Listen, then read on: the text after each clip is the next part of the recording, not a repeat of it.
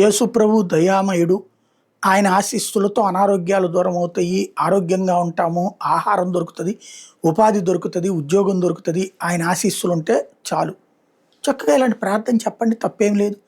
హిందువులైనా వాళ్ళ దేవుణ్ణి కొలిచేది ఆ దేవుడి వల్ల మంచి జరుగుతుంది అన్నటువంటిది. అదే సందర్భంలో ముస్లింలైనా వాళ్ళ దేవుణ్ణి స్తుతించేది అందుకోసమే. మన దేవుణ్ణి ప్రార్థిస్తే ఇంత మంచి జరుగుతుందని చెప్పుకోవడంలో తప్పులేదు. కానీ మీరు హిందూ దేవుళ్ళకి సంబంధించిన ప్రసాదం తింటే అది సైతాను ప్రసాదము, లేకపోతే కనుక అది తప్పుడు పని, వాళ్ళందరూ అజ్ఞానులు, వాళ్ళు అసలు స్వర్గానికి చచ్చినా వెళ్ళరు, ఇలాంటి దిక్కుమాల ప్రచారం ఎందుకు?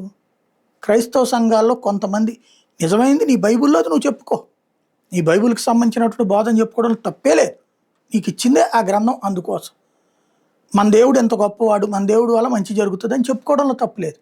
కానీ హిందూ దేవుళ్ళ దగ్గరికి వెళ్తే నువ్వు నాశనం అయిపోతావు, వాళ్ళ గూడు దేవుడిని ముట్టుకోవడానికి వీల్లేదు, వాళ్ళ ప్రసాదం తింటే పాడైపోతావు. ఏంటిది? ఎంతమంది హిందువులు క్రిస్మస్ రోజున ఇచ్చిన కేకులు తింటలేదు? ఎంతమంది హిందువులు ముస్లింలు ఇచ్చేటటువంటి రంజాన్ రోజున వాళ్ళు పెట్టే బిర్యానీలు తింటలేదు? హిందువులలో ఇలాంటి పిచ్చలేదు.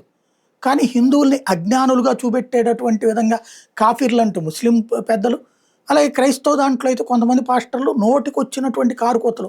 మొన్న మధ్యన పవన్ కళ్యాణ్ తలకాయ నరుకుతాము, లేకపోతే కనుక హిందూ దేవుళ్ళతో అట్లాంటి వాళ్ళు ఇట్లాంటి వాళ్ళు. ఎందుకు ఇట్లాంటి గొడవలు?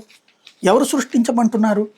అట్లా నోరు అదుపులో లేనటువంటి వాళ్ళకి ఇక్కడ బిషప్పులు పెద్ద గురువులు ఒక కమిటీగా ఏర్పడి ఒక వ్యవస్థను ఏర్పాటు చేసుకోండి, లేదా జిల్లాకు ఒక వ్యవస్థను ఏర్పాటు చేసుకోండి.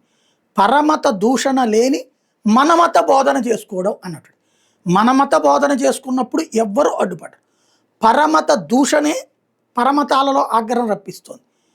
మత మార్పిడులు ప్రలోభ పెట్టినో లేకపోతే కనుక అవసరాన్ని వాడుకుని చేయడం తప్పు. వాళ్ళంతటా వాళ్ళ ఇష్టం వచ్చి వస్తామంటే చేయించుకోండి.